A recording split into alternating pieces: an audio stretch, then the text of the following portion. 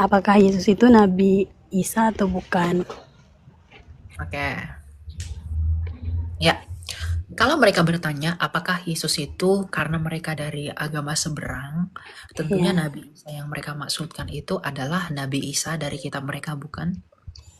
Nah, ya, jadi kalau ditanyakan apakah Yesus itu adalah Nabi Isa? Tidak.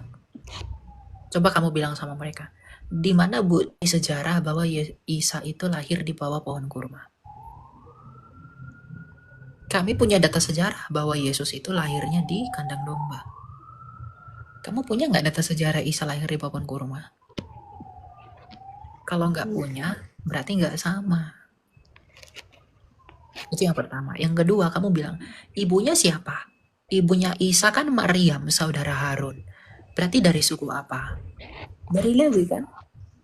Nah, Yesus kami, Bunda Maria itu bukan orang Lewi, tapi orang Yehuda. Bapaknya Eli, ibunya Ana. sedikit lain. Oh, Begitu. Jadi ibunya aja beda, tempat kelahirannya juga beda. Jadi kalau mereka bilang apakah Yesus kalian sama dengan Nabi Isa? Tidak. Kami punya data sejarah bahwa Yesus disalib dan dia telah bangkit. Kamu punya nggak data sejarah dia itu diangkat? Atau hanya asumsi teologimu doang? Isa tidak tersalib. Nggak ada gunanya Isa yang disalib. Begitu ya. ya. Terus, terus kata mereka kalau hanya dengan mengakui dosa-dosa kita, kita masuk surga. Lalu kenapa Yesus harus mengorbankan dirinya untuk disalib? Oh ya, dia harus tersalib sebagai tanda pengampunan itu. Ibrani 9 ayat 22. Tidak ada pengampunan dosa tanpa penumpahan darah. Sebelum Tuhan Yesus, orang Yahudi ketika mereka mau meminta pengampunan dosa sama Tuhan, mereka memercikkan darah di atas tutup pendamaian bait suci. Karena darah itu adalah simbol nyawa. Maka mereka memercikan darah itu di atas tutup pendamaian sebagai tanda pengampunan dosa. Maka Tuhan Yesus juga memberikan darahnya bagi kita untuk pengampunan dosa-dosa manusia. Jadi mengapa dia harus mati? Justru dia harus mati untuk bisa mengalahkan kematian itu. Dia harus masuk ke dalam kematian agar dia bisa menang atas kematian itu. Dengan apa dia menang? Dengan kebangkitannya. Bukan yang mati lalu membusuk begitu saja. Tuhan Yesus berkata, akulah kebangkitan dan hidup. Bagaimana mungkin kita bisa percaya dia adalah kebangkitan dan hidup kalau ia tidak mati? Jadi Tuhan Yesus tuh harus mati untuk membuktikan bahwa dia bukan pendusta. Dia adalah orang benar. Dia tidak suka berdusta seperti nabi-nabi yang lain. Dia mengatakan akulah kebangkitan dan hidup, maka dia membuktikan bahwa dia adalah kebangkitan melalui kematiannya. Maka ketika dia bangkit, dia menang dan dia membuktikan bahwa akulah pemilik hidup. Ya, jadi dia memang harus mati untuk bisa mengalahkan kematian itu. Dan dia harus menumpahkan darahnya sebagai tanda pengampunan dosa buat umat manusia. Terus apa kata mereka, apa artinya tembok ratapan? Apa arti dari tembok ratapan itu? Tembok ratapan itu adalah tembok sisa. Tembok ratapan adalah tembok dari sisa bait suci yang telah dihancurkan oleh Jenderal Titus pada tahun 70. Hancurnya bait suci itu telah dinubuatkan oleh Tuhan Yesus. Dia menubuatkan tentang kehancuran Yerusalem.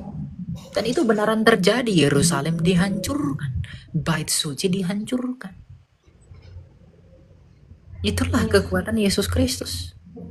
Dia sudah menubuatkan bahwa nanti bait suci itu akan hancur. Tak satupun batu, kita lihat ayatnya ya. Jadi kekristenan itu memang sempurna di dalam kedaulatan Allah.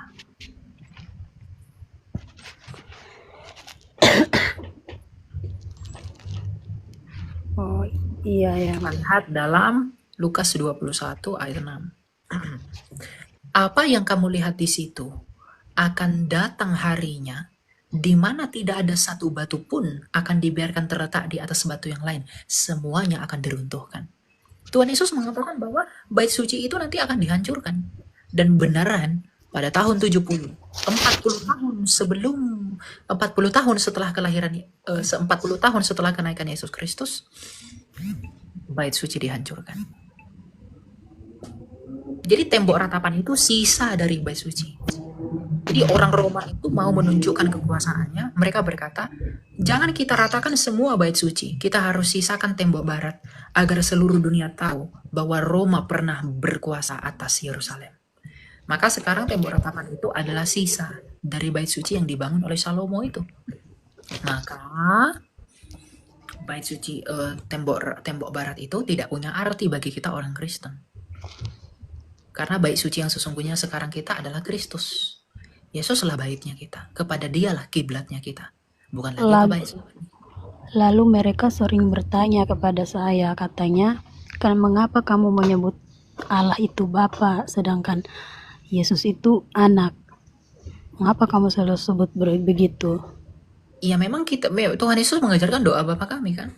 Yesus memang bukan Bapa, tapi Tuhan Yesus mengajarkan kita harus memanggil Bapa. Yesus bukan Bapa loh, jangan sebut Yesus Bapa. Iya.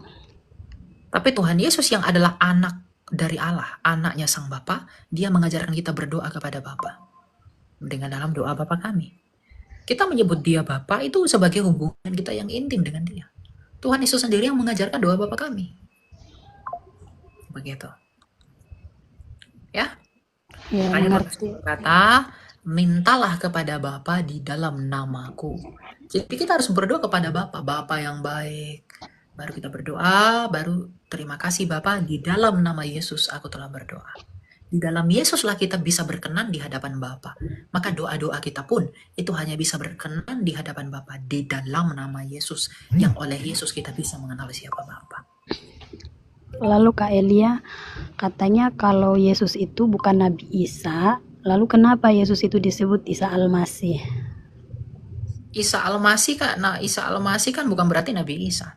Jono di Jawa sama nggak dengan Jono yang di Sumatera? Nggak sama kan? Iya, sama. Namanya sama-sama Isa, bukan berarti pribadinya sama. Karena apa? Isa itu sebenarnya nama bentuk lain dari koresponden fonetik nama Yunani-nya Yesus. Dalam bahasa Yunani namanya adalah Yesu. Yesus tambah sufiks S. Lalu Isa dalam bahasa Syria Timur, Iso orang Barat sebutkan. Jadi Isa, Iso, Isa, Yesus, Yeshua, selama itu diambil dari Alkitab, itu adalah pribadi yang sama. Jadi Isa Al-Masih di dalam Alkitab itu sama dengan Yesus Kristus yang ada dalam Alkitab. Tapi Isa Al-Masih yang dalam Alkitab itu tidak pernah sama dengan Isa Al-Masih yang ada di dalam kitab mereka. Begitu.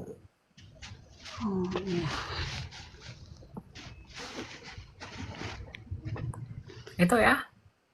Iya Kak Elia, sudah mengerti. Soalnya saya tinggalnya sama orang-orang Arab, turunan-turunan Nabi Muhammad. Jadi mereka selalu bertanya tentang agamaku. Jadi kamu terus tetap doakan dan juga injili mereka ya. Iya, makasih Kak Elia.